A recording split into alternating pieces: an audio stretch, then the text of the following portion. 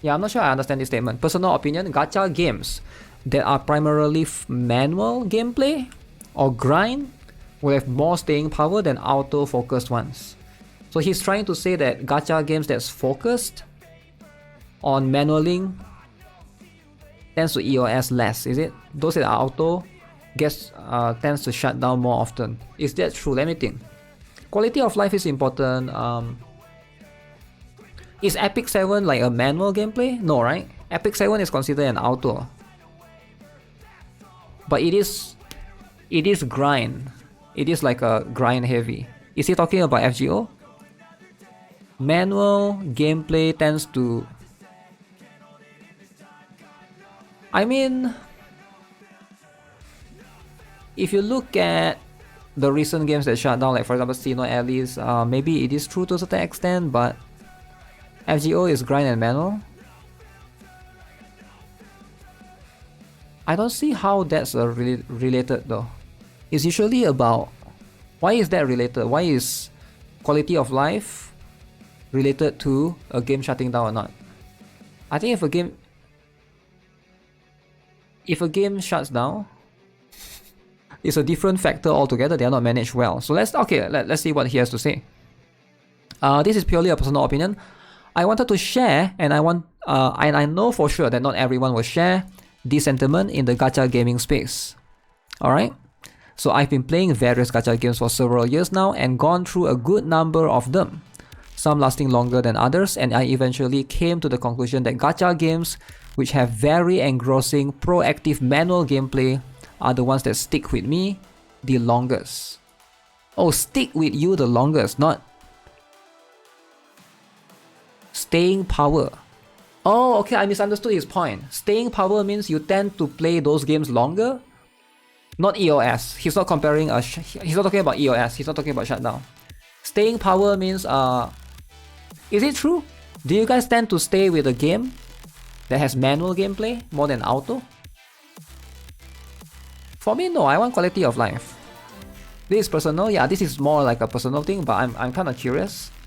Yo, I'm back inside. Thanks for the follow, man. Thanks for the follow. But yeah, this is kind of an interesting conversation to have. Let's read more. Autofocus games, I came to notice that a big bulk of the gameplay involve creating teams. Okay, and isn't that kind of fun in its own way? And then letting them idle on content or skip past them. Alright, so some higher level content is more involved, but the majority of the day-to-day grind is quickly gone past or left purely on idle.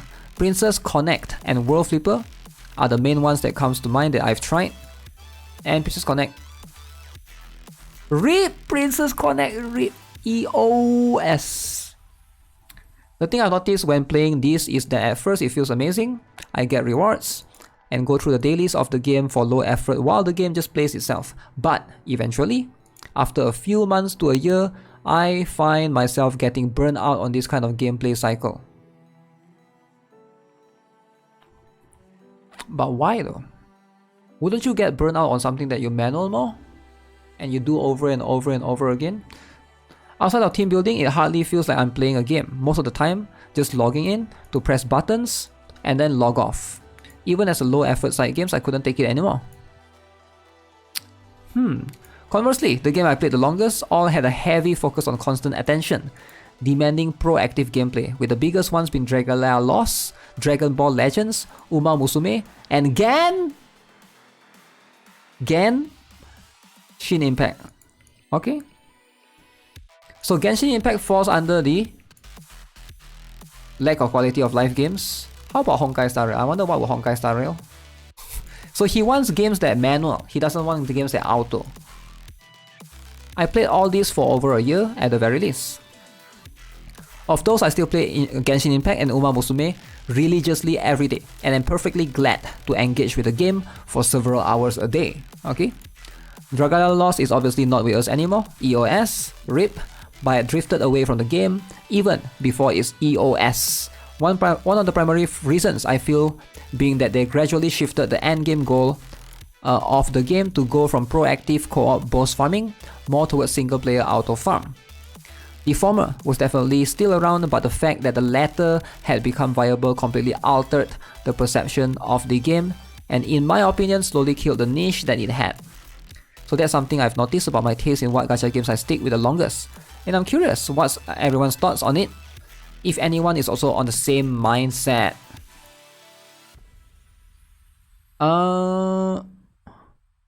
For me, I don't think it matters that much, right? I think what's more important if the game is fun. If the game is fun, if the update is exciting, I will still play it. Quality of life do matter to a certain extent, but they don't make or break me quitting a game most of the time. That's just a kind of my things. Manual gachas are fun, the problem is grinding them becomes a second job.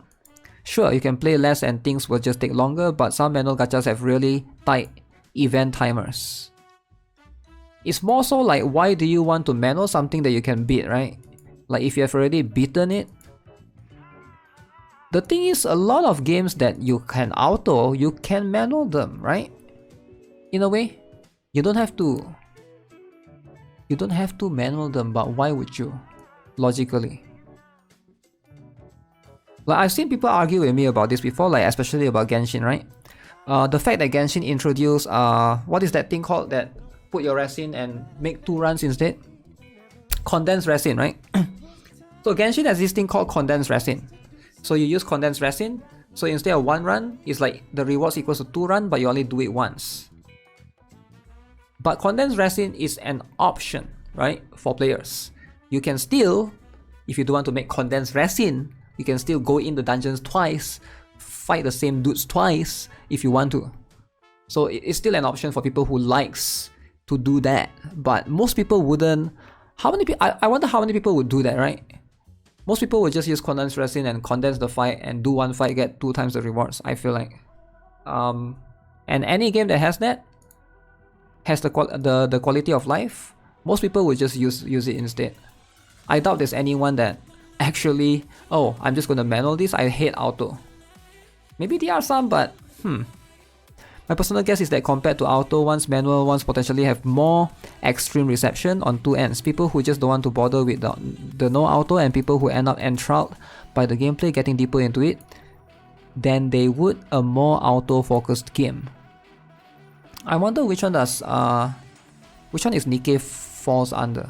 Maybe more manual. Nikke has a bit of auto and a bit of manual. The problem with manual gameplay gachas is if they don't make the grind any fun. I play Genshin since release.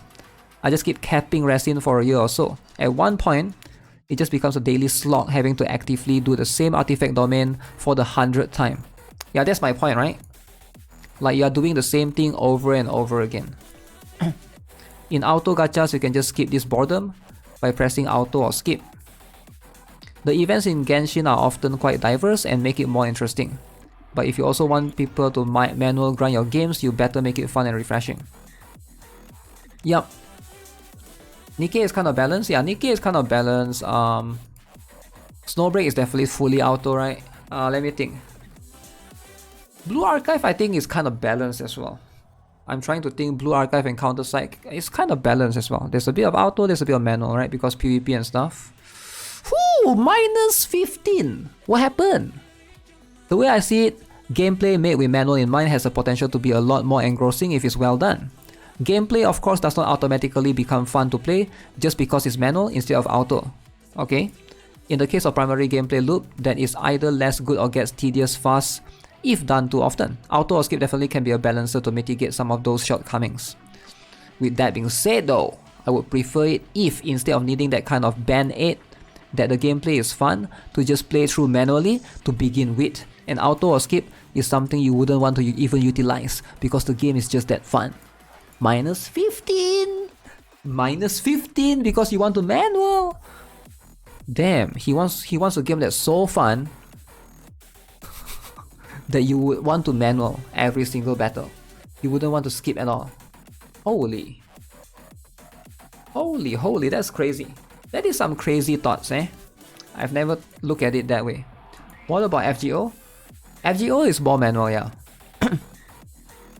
Okay. It's almost 2024, any gachas not having sweeps at this point are straight up trash. Minus 24. They are designed to be a second job. For me, the key is for the game to mix two things.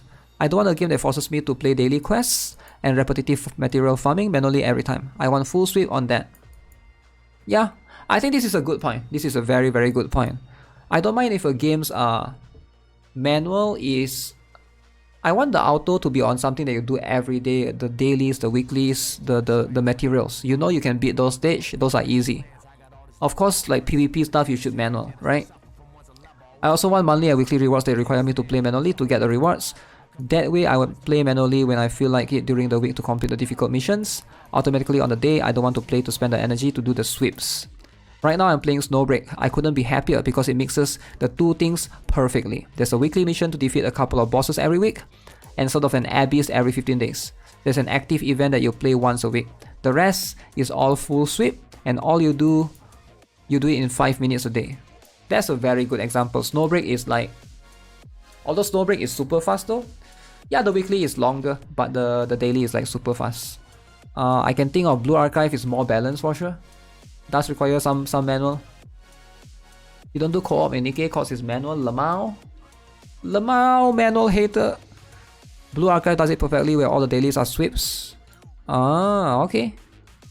This guy shared the same thought with me. Yeah, I do agree with some of this. OP equalizes lack of content and boredom with skips or auto. I guess you can hide lack of content behind forced manual gameplay for a short while, but it will end up the same. Bored people quitting. Huh. Lacks of content with skips and auto. Maybe it's true. Maybe to a certain extent. To flex that he can manual again. Why would you want to auto something like farming for gold? Those things you can do. Well, I mean, why would you want to manual those things, right? If you're farming for gold or EXP materials for your character, those are usually like the stage are easy enough. It's only to manual those stages, right? Logically, the only exception is Genshin, because the Genshin, the gameplay is a bit different, the structure. Imagine the Honkai Star Rail, you farm for gold or EXP materials, you have to manual. Come on, who would want to do that, right? That would be so weird. I want manual for fun content. Auto farming on stages is good. Yeah, it should be perfectly balanced. I feel like you should try to balance it out. But man, this is a lot of people writing these essays. I only have time to play one manual gacha. The other two gachas I play are auto games like Honkai Star Rail and Nikkei. I think Nikkei is more balanced for sure. But yeah, very very good point to read regarding gacha games actually. So yeah, I'll link it to you guys. This is the Reddit post.